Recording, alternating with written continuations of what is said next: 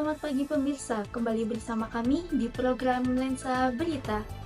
Saya Liliana Delia akan menemani Anda untuk mengulas berbagai peristiwa terkini dan terpercaya. Di antaranya sebagai berikut. Pemirsa, proyek galian kabel di Jalan Raya Pondok Gede Bekasi, Jawa Barat menimbulkan kemacetan parah di jam-jam sibuk. Sementara itu, hujan deras menyebabkan banjir merendam sejumlah wilayah di Jakarta Timur sejak Minggu malam. Di tengah kondisi tersebut, PT Kereta Komuter Indonesia meresmikan rute KRL baru Bogor-Cikarang guna meningkatkan konektivitas penumpang Jabodetabek.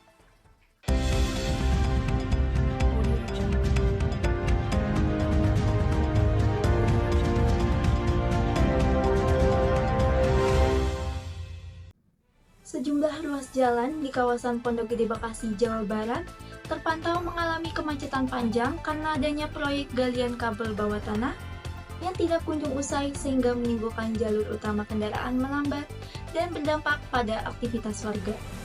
Lalu bagaimana kondisi terkini? Berikut informasi selengkapnya. Pekerjaan galian kabel bawah tanah di Jalan Raya Pondok Gede Bekasi sudah terjadi kurang lebih selama 3 bulan terakhir dan tidak kunjung usai. Hal ini menimbulkan gangguan lalu lintas yang cukup parah dalam beberapa waktu terakhir.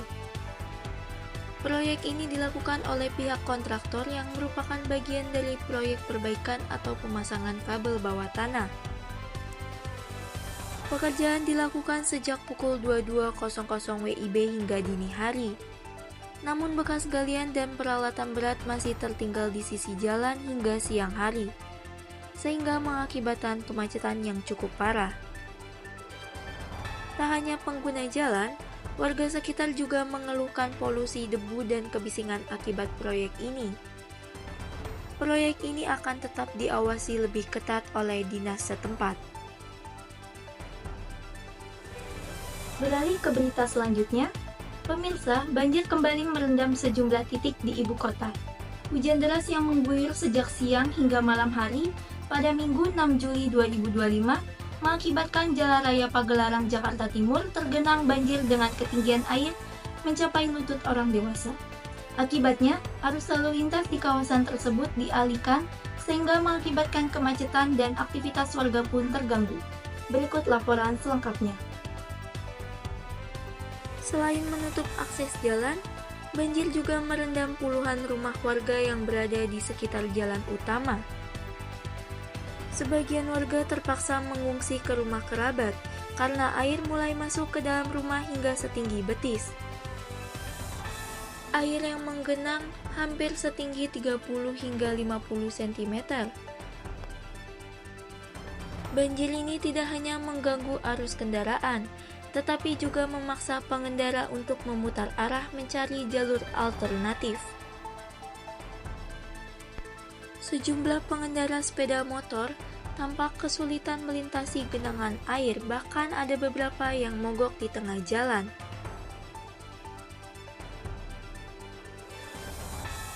Sementara puluhan rumah warga masih tergenang banjir dan warga-warga bergotong royong menyelamatkan barang berharga mereka.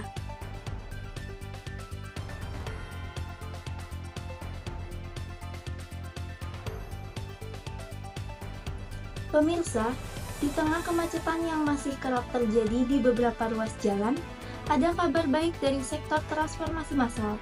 Saat ini, PT Kereta Komuter Indonesia atau KAI resmi membuka layanan KRL yang beroperasi di 2 jalur utama, yaitu jalur Bogor dan jalur Cikarang. Rute ini diharapkan untuk mempermudah mobilitas warga Bekasi, Depok, hingga Bogor, sekaligus mengurangi kepadatan penumpang di lintas Jabodetabek. Berikut laporan selengkapnya. Per 1 Juli 2025, PT KAI Komuter resmi mengoperasikan KRL lintas Cikarang Bogor. Berdasarkan data KAI Komuter, jalur ini ditargetkan dapat melayani sekitar 120.000 penumpang per hari, khususnya pekerja komuter yang setiap hari beraktivitas di pusat kota Jakarta. Dibukanya rute ini juga menjadi salah satu upaya mengurangi kepadatan penumpang di stasiun Manggarai. Jalur Cikarang-Bogor ini merupakan pengembangan layanan Jabodetabek Line. Pihak KRL berharap masyarakat bisa lebih nyaman dan tidak perlu lagi berganti kereta di Manggarai.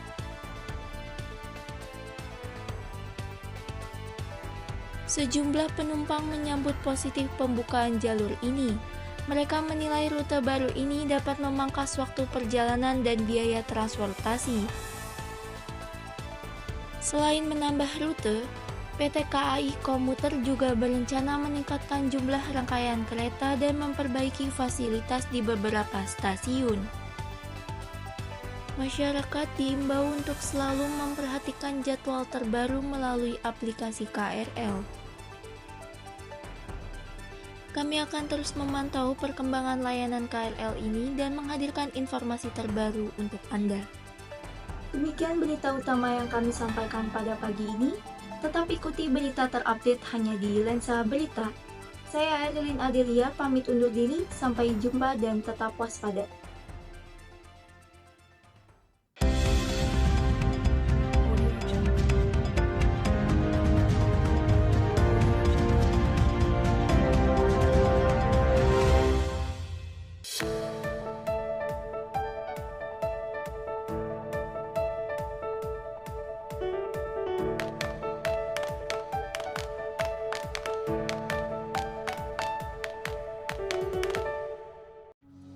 Selamat pagi pemirsa, senang sekali saya Evelyn Adelia kembali menjumpai Anda dalam program Lintas Pesona. Program ini menyajikan berita ringan yang menghadirkan dan mengulik informasi seputar gaya hidup, kuliner, tempat rekreasi, dan ragam lintas pesona lainnya. Pagi ini kami akan menghadirkan berita menarik sebagai berikut. Ayam Cajo Tempong. Itulah nama warung makan yang belakangan ini menjadi perbincangan warga Jakarta Timur.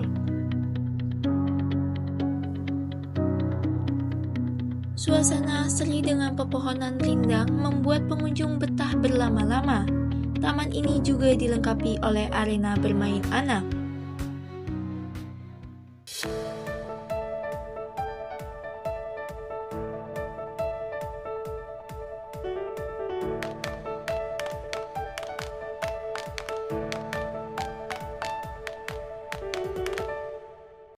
Pemirsa, bicara soal kuliner pedas memang tak ada habisnya.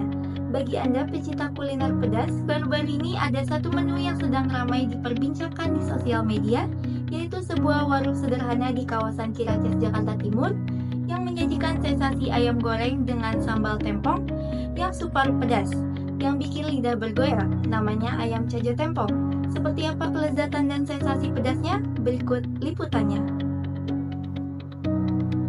Sederhana yang belakangan ramai diperbincangkan warganet ini berlokasi di Jalan Raya Ciracas, Jakarta Timur. Tempatnya mendadak viral setelah banyak pengunjung membagikan video ulasan mereka di sosial media. Salah satu daya tariknya, sambal tempong disajikan langsung di atas cobek batu, menambah sensasi segar dan pedas yang menggugah selera. Bukan hanya soal rasa, harga menunya juga terjangkau. Dengan uang mulai dari belasan ribu rupiah, pembeli sudah bisa menikmati seporsi ayam goreng tempong. Sekilas memang terlihat seperti warung ayam goreng biasa, tapi keistimewaan ayam Cajo Tempong terletak pada sambal yang menggunakan resep sambal tempong khas Banyuwangi. Tak hanya ayam goreng, pengunjung juga bisa memilih berbagai lauk tambahan seperti ikan dan tempe goreng. Lokasinya yang strategis, warung makan ini menjadi incaran para pecinta kuliner pedas. Jika Anda penasaran, silakan datang ke Jalan Ciracas, Jakarta Timur. Baik pemirsa, beralih ke kawasan Condet, Jakarta Timur, terdapat Taman Budaya Jakarta yang kini menjadi salah satu ruang terbuka hijau yang digemari warga sekitar. Tak hanya sekedar taman, area ini juga menjadi pelestarian tanaman khas Betawi. Seperti apa keunikan taman ini? Berikut liputannya. Setelah mencicipi kuliner pedas, kita segarkan mata sejenak dengan destinasi hijau di tengah padatnya Jakarta Timur. Taman ini menjadi salah satu ruang terbuka hijau yang sedang naik daun. Warga sekitar kerap menjadikan taman ini sebagai tempat melepas penat, berolahraga, atau sekedar menikmati angin di bawah pepohonan. Yang menarik, Taman Budaya Jakarta bukan hanya sekedar taman rekreasi biasa.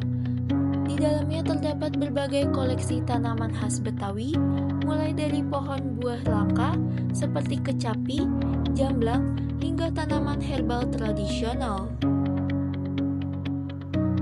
Fasilitas di taman ini juga cukup memadai, mulai dari jogging track, area bermain anak, hingga gazebo untuk bersantai bersama keluarga.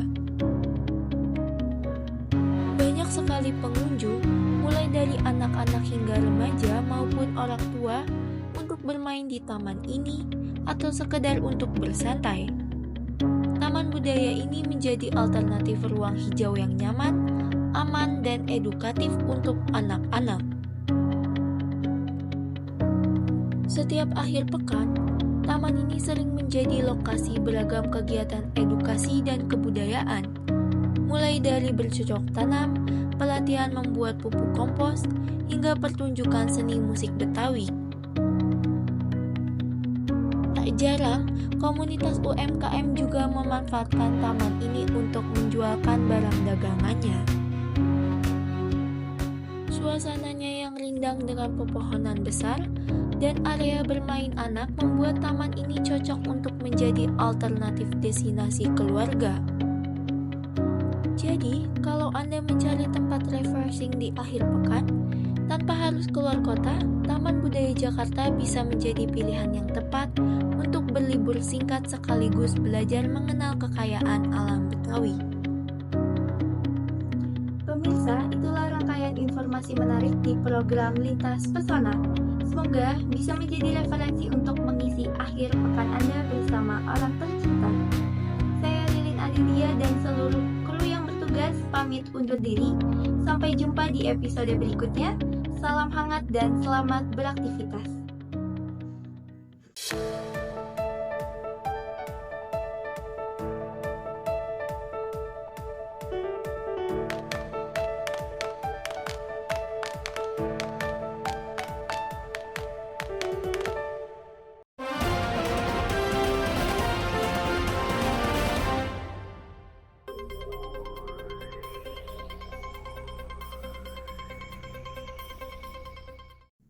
Adu cepat, adu taktik. Selamat pagi pemirsa, kembali bersama saya Erlin Adilia dalam berita seputar olahraga.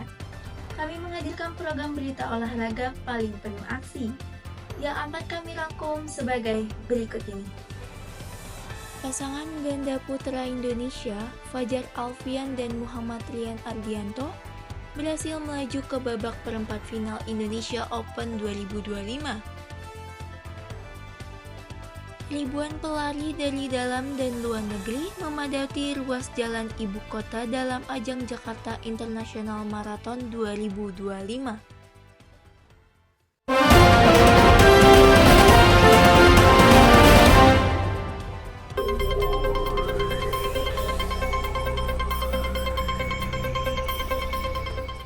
Kembali bersama saya Erlin Adelia dalam program Dunia Olahraga.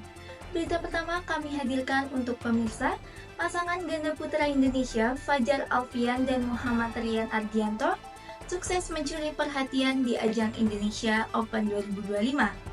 Mereka bekerja keras untuk menghadapi pasangan tangguh asal Tiongkok. Bagaimana jalannya laga penentu langkah mereka menuju semifinal?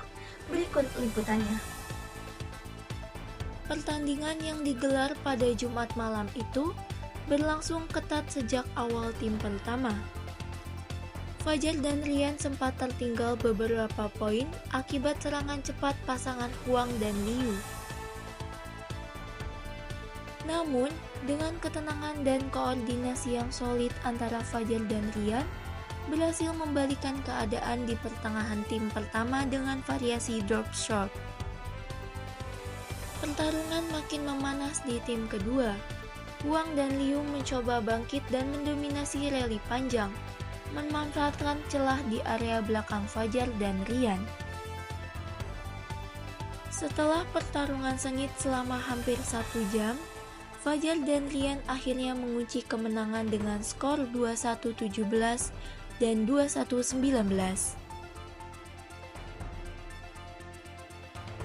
Kemenangan ini memastikan langkah mereka ke babak semifinal Indonesia Open 2025. Pemirsa, dari arena bulu tangkis kita bergeser ke Jalan Raya Ibu Kota yang dipenuhi ribuan pelari dari berbagai negara. Jakarta International Marathon kembali digelar dengan semangat sekaligus mempromosikan wajah Jakarta di mata dunia. Bagaimana suasana meriah ajang lari internasional ini? Simak liputan selengkapnya sesaat lagi. Ribuan pelari dari dalam maupun luar negeri memenuhi ruas jalan protokol ibu kota sejak dini hari, memadati area start yang berpusat di kawasan Monumen Nasional Jakarta Pusat. Event maraton internasional ini diikuti oleh lebih dari 15.000 peserta, mulai dari atlet profesional, pelari komunitas, hingga pelari amatir dari 30 negara. Ajang maraton bertaraf internasional ini diharapkan dapat digelar secara rutin setiap tahun sebagai upaya mendukung Jakarta menuju global. Baik pemirsa, kita sudah sampai di ujung acara. Semoga program-program yang disajikan menghibur pemirsa di rumah. Saya Erilin Adilia, pamit undur diri. Salam olahraga.